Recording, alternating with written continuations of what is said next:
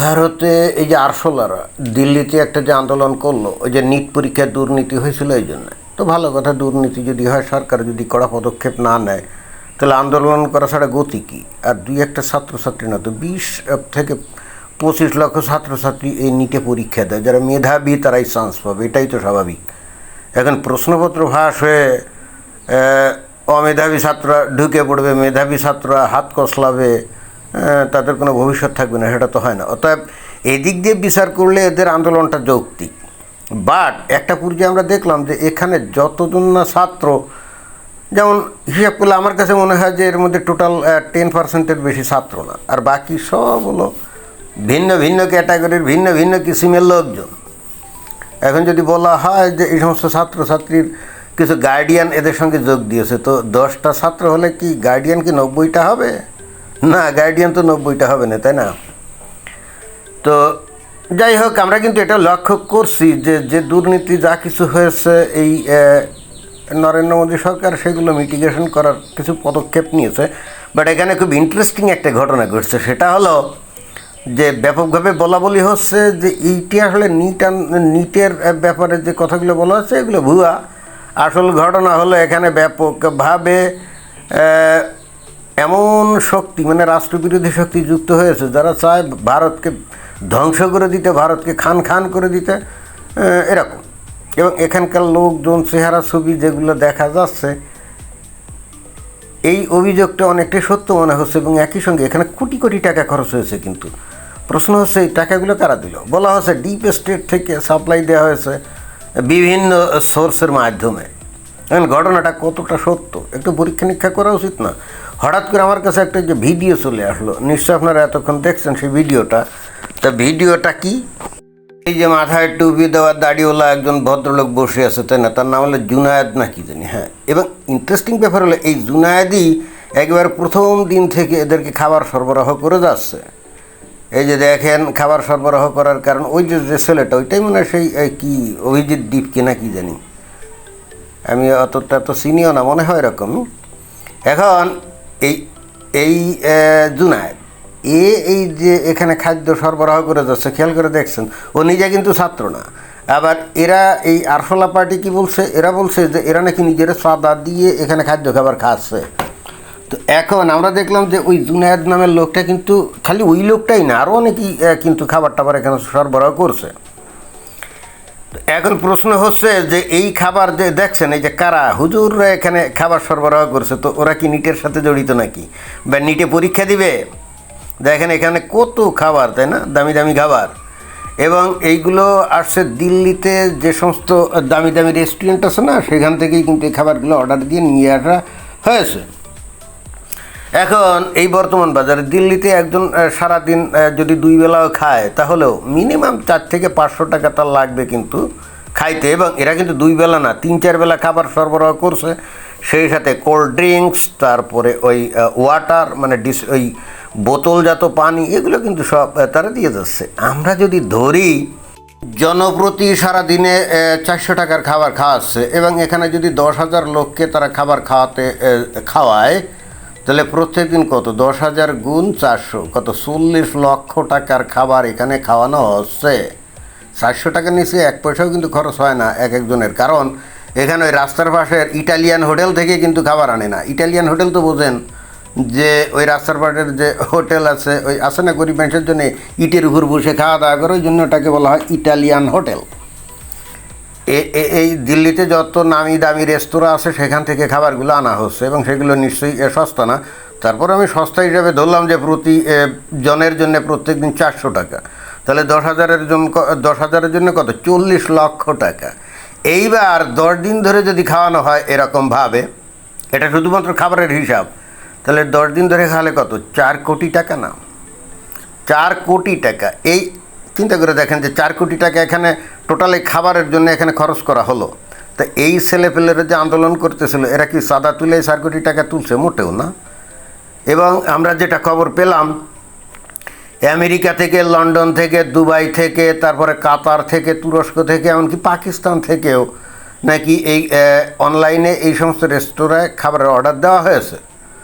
তো এখন কথা নাই বার্তা নাই, এদের প্রতি এত মায়া মহব্বত হয়ে গেল, ভালোবাসা হয়ে গেল ওই আমেরিকার লোকজনের, তারপরে ব্রিটেনে, তারপরে কাতারের, দুবাইয়ের, তারপরে এই যে পাকিস্তানের। এটা কি নির্দেশ করে আসলে? এটাই নির্দেশ করে যে আসলেই এখানে যে অভিযোগটা হচ্ছে যে এখানে এদের পিছনে আসলে ডিপ স্টেট আছে, যারা নাকি টাকা পয়সা খরচ করছে এখন ডাইরেক্টলি আমেরিকার যে ডিপ স্টেট, যারা নাকি ভারতকে দুর্বল করতে চায়। কারণ ভারত তো আমেরিকার কাছে মাথা নত করছে না। তাদের মূল উদ্দেশ্য হলো যে ডোনাল্ড ট্রাম্প বহুত চেষ্টা করছে এই ভারতকে বাগে আনার জন্যে, বশ্যতা স্বীকার করানোর জন্যে, কিন্তু ওই যে রাশিয়া থেকে তেল কেনা যাবে না, অমুক করা যাবে না, সমুক করা যাবে না, কত কথাবার্তা বলছে না। তারপরে ভারতের বাজার খুলে দিতে হবে আমেরিকার পণ্যের জন্য, বিশেষ করে কৃষি পণ্য।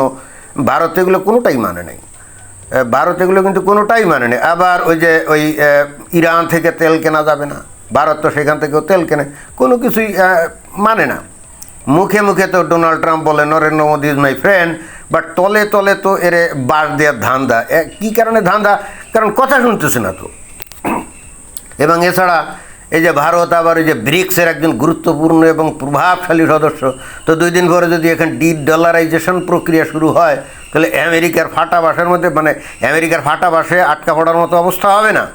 আসলেই যদি এই Bharat, China, Russia, south Africa, Brazil এরা যদি সত্যি ব্রিক্সকে কার্যকর করতে পারে, তো আমেরিকান ডলার একেবারে রাতারাতি অ্যাটলিস্ট 50% তার বাজার হারাবে ডলার, এবং তার মানে তার দামও কমে যাবে। এবং সেইটা যদি হয় তাহলে আমেরিকার অর্থনৈতিক শক্তি ভয়ঙ্কর রকমভাবে সংকুচিত খালি হবেই না, সে যে পরাশক্তি স্ট্যাটাস ধরে রাখছে এটাও সে ধরে রাখতে পারবে না খুব বেশি দিন। নানা রকম ক্যালকুলেশন এখানে আছে। সুতরাং এখানে রাশিয়াকে তো ওই ইউক্রেনের সাথে যুদ্ধ লাগিয়ে দুর্বল করা গেছে, এখন ভারতকে করতে হবে দুর্বল। এখন ভারতকে করতে গেলে, ভারত তো একটা গণতান্ত্রিক রাষ্ট্র, তাকে তো আর সহজে দুর্বল করা যায় না। তো ঠিক আছে, গ্যাঞ্জাম লাগাও, পোলাভাইন খেপায় দাও, ব্যাস পোলাভাইন খেপায় দাও। এবং আমার তো কেন জানি মনে হয় যে যারা নাকি ওই প্রশ্নপত্র ফাঁস করছিল, ওরাও হয়তো ডিপ স্টেটের কাছ থেকে টাকা পয়সা খাইতে পারে, যাতে একটা ইস্যু তৈরি করা যায়। কারণ একটা গণতান্ত্রিক রাষ্ট্রে তো হঠাৎ কোনো ইস্যু তৈরি হয় না। তো ইস্যু তৈরি করতে গেলে তাহলে একটা এমন ঘটনা ঘটাতে হবে যেটা নাকি গোটা দেশব্যাপী যার প্রভাব পড়বে, তাই না? তো এখন তাহলে যে বিভিন্ন দেশের থেকে এই যে কোটি কোটি টাকা যে আসছে, এটা খালি খাবারের বিল। এখন এই যে ছেলেপেলেরা যে দূর দূরান্ত থেকে আসছে, তাদের আসা যাওয়ার টাকা ভাড়া এমনি তো ওখানে আসে নেই। ওরা জানে না যে ওখানে আসলে পুলিশের মাটি আর খেতে হতে পারে, তোরা খামাকে আসছে নাকি? খালি যাতায়াতের ভাড়াই না, ওদের পকেটে টাকাও দিতে হয়েছে। আমার ধারণা এখানে কোটি কোটি টাকা এখানে খরচ হয়েছে। তো এই কোটি কোটি টাকা কোথা থেকে এরা পেল? এবং যারা নাকি এই যে বাইরের থেকে এই যে টাকা দিয়েছে, তারা কারা, কী উদ্দেশ্যে এদেরকে টাকা দিল? একেবারে স্পষ্ট বোঝা যাচ্ছে একটা বিশাল ষড়যন্ত্র চলছিল। নরেন্দ্র মোদী এখন অত্যন্ত সুস্থ মস্তিষ্কে ঠান্ডাভাবে এটা সামাল দেওয়ার চেষ্টা করছেন, এবং সামাল দিয়েও ফেলবেন। কারণ অলরেডি সেই শিক্ষামন্ত্রী যাকে পদত্যাগ করতে হবে বলে দাবি করা হচ্ছিল, তাকে পদত্যাগ করানো গেছে। তারপরে অন্যান্য দাবি দেওয়া এখানে মেনে নেওয়া হয়েছে। আর মেনে না নেওয়ার তো কারণ নাই, কারণ আসলেই তো এই বিজেপি সরকার তো চায় না ছেলেমেয়েদের ভবিষ্যৎ নষ্ট হোক। আর শিক্ষা সিস্টেমে, পরীক্ষা সিস্টেমে দুর্বলতা যদি থাকে সেগুলো সংস্কার হবে, এটাই তো। এবং পরবর্তীতে পরীক্ষা যেগুলো নেওয়া হবে অত্যন্ত কড়াভাবে নেওয়া হবে, এটাই তো। কিন্তু কথা হচ্ছে যে ভারতের শিক্ষা সিস্টেমে কি হলো না হলো, ভারতের ছাত্রছাত্রীদের মানে ভবিষ্যৎ নষ্ট হলো না ভালো হলো, এটার জন্য তো ভাই পাকিস্তানের কোনো মাথা ব্যথা থাকতে পারে না, তুরস্কের তো কোনো মাথা ব্যথা থাকতে পারে না, বা কাতারের তো কোনো মাথা ব্যথা থাকতে পারে না, তাই না? তাহলে সেখান থেকে কারা টাকা দিল? নিশ্চিতভাবে সেখান থেকে টাকা দিয়েছে যারা এই ভারতকে ভেঙে চুরে খান করে দিতে চায়।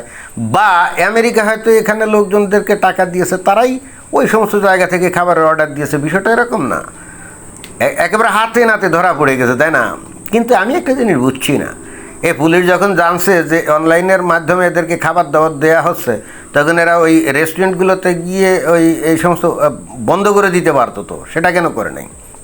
পরে হয়তো করছে নাকি করে নাই কে জানে, কিন্তু এই কাজটা করতে পারতো, তাই না? যে এই বাইরে বিদেশ থেকে কোনো অর্ডারে কোনো মাল সাপ্লাই হবে না, অথবা কোনো অর্ডার মানে 10 জনের বেশি কোনো অর্ডার দিলে সেই অর্ডার গ্রহণ করা যাবে না।